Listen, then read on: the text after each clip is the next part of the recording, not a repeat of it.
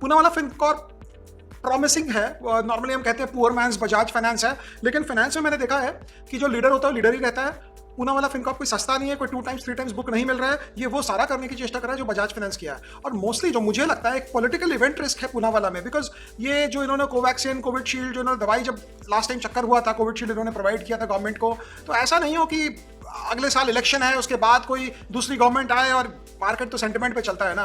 तो मुझे लगता है कि इस प्राइस पे, इस वैल्यूएशन पे कोई एक्स्ट्राऑर्डिनरी रिटर्न नहीं बनेगा। और बजाज फाइनेंस डिस्क्लेमर हमारे स्मॉल केस फंड में है लिया हुआ, और मुझे तो बजाज फाइनेंस में कोई बहुत बड़ा तोप नहीं है कि आपकी रातों रात कोई आपका झोपड़ी का महल बन जाएगा, लेकिन बट स्टिल बेटर है, कंफर्टेबल है, नीचे गिरता है तो आपको डर नहीं लगता है। बाकी स्टॉक्स में वो प्रॉब्लम है। सेकंड, अंशुमन कह रहे हैं परचेज HUL एंड नेस्ले, क्या होगा ये सब लेकर? मतलब ठीक है, if you got 2-3-5 crore rupees तो आप HUL नेस्ले ब्रिटानिया ले लीजिए, बट अदरवाइज ये सब स्टॉक्स में कोई बहुत एक्स्ट्राऑर्डिनरी मुझे नहीं लगता है कुछ होने वाला है। बिकॉज हाँ ये है कि आपको 5 साल 6 साल में डबल हो जाएंगे, तो अप्रॉक्सीमेटली 10 साल में आप 3 to 4 टाइम्स हो सकता है सब पैसा। और सबसे अच्छी बात है इसमें नींद अच्छी आएगी रात को बिना कोई दवाई खाए हुए। तो HUL और नेस्ले का ये एडवांटेज है कि they going to give you a comfortable time, but उससे ज्यादा कुछ नहीं होने वाला मुझे जो लगता है। सर मेरा एज 28+ है, मैंने जस्ट इन्वेस्टमेंट शुरू किया है, मेरे पास शेयर में लगाने के लिए 15 लाख रुपया है, 5 लाख इन्वेस्टमेंट कर दिया, बाकी सपोर्ट में आने पर लेंगे। वसंत सर क्या 15 लाख कैपिटल से 10 साल में 1 करोड़ पॉसिबल है? प्लीज बताना सर। देखो 15 लाख से 10 साल में 1 करोड़ क्या हुआ? 6 गुना पैसा।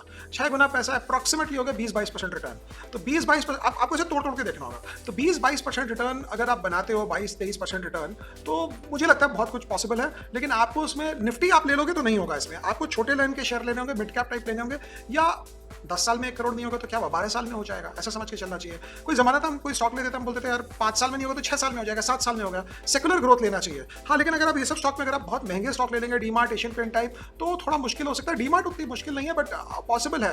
अब जैसे रिकमेंडेशन नहीं है, मैं भी एंटरटेनमेंट पर्पस के हिसाब से अगर बोलूँ आपको 3-4 स्टॉक, आप एक बजाज फाइनेंस ले सकते हैं, आप एक डीमार्ट ले सकते हैं, आप अल्ट्राटेक ले सकते हैं। ये सब आपको कम से कम 15-16-17% आपको रिटर्न बना के देंगे अगर वही टारगेट है तो।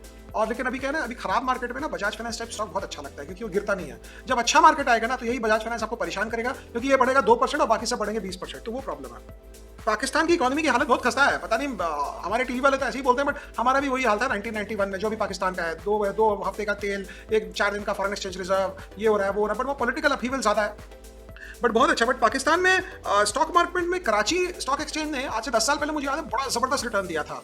तो ये सब जब सिचुएशन होती है बहुत ही क्रिटिकल, मैक्रो इकोनॉमिक फेलियर जैसी जब हो जाती है ना, और जब भी ये सलटता है मैसिव गेन्स आता है। पाकिस्तान में आया था 2002-3-4 के समय, जब हम इंडिया में इतनी बड़ी तेजी बनाए थे उस समय आया था। श्रीलंका में आया था 8-10 साल पहले जब LTTE का प्रॉब्लम सॉल्व हुआ था। तो अगर आप ग्लोबल मैक्रो इन्वेस्टर है तो आपको ये देखना है कि कौन सी कंट्री बड़ी परेशानी में है और वो परेशानी से कब निकल रही है। जैसे वो परेशानी से निकलती है तो बहुत बड़ा गेन्स आता है उधर। बट क्योंकि आप पाकिस्तान, कभी हम इंटरनेशनल इन्वेस्टिंग जिस दिन ब्रॉड करेंगे उस दिन हम समझेंगे कि अगर हमको कोई कंट्री में जाना है और मुझे कंट्री अच्छी लग रही है तो इंडेक्स के अलावा हम क्या ले सकते हैं। Anyway, how effective is analyst transcript, do you use screener? So एक एक करके चलते हैं। नॉन फाइनेंशियल्स तो इतना कुछ देखते नहीं है। फाइनेंशियल मतलब अब तो कंपनी का पहले बिजनेस मॉडल देखकर ही समझ में आ जाता है कि वो कैसी है कंपनी, अच्छी है कि खराब है, क्या है। सेकंड जो ये बोल रहे how effective is analyst transcript, analyst transcript बहुत इफेक्टिव होता है कि वो उसी दिन का बताता है आपको। लेकिन प्रॉब्लम हमारे एनालिस्ट कम्युनिटी में यह है कि वो उसी क्वार्टर का ही पूछते हैं, उसके बियॉन्ड कोई पूछता ही नहीं है कि अगले साल क्या होगा, उसके अगले साल क्या होगा, तो वो देखने की चीज़ है।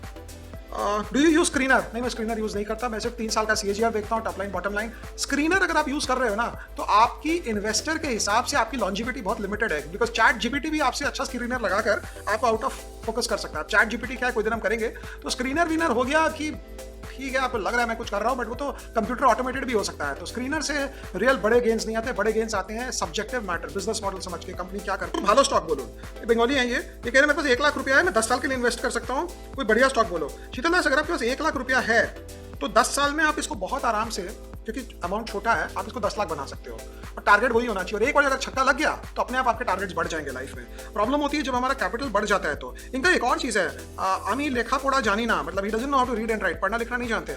अमार बंधु डीमैट खाता करे दिएचे, इनका फ्रेंड इनका डीमैट खोला है, बहुत केयरफुल रहिए।